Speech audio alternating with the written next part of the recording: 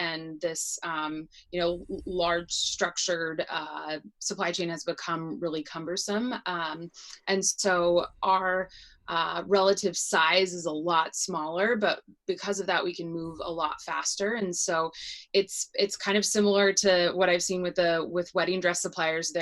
It's a fragmented supply chain. There's lots of small factories that are still able to produce CDC-certified masks, and it's more about just being able to broker those connections very, very quickly and move products very quickly. I think another thing that this is allowing us to do is allocate the masks to some of these smaller healthcare facilities that are really, really dire need. I mean, we've had hundreds and hundreds of healthcare organizations respond back, like through Anomalies networks, through our network of brides, and we've gotten just a really harrowing view into the actual needs.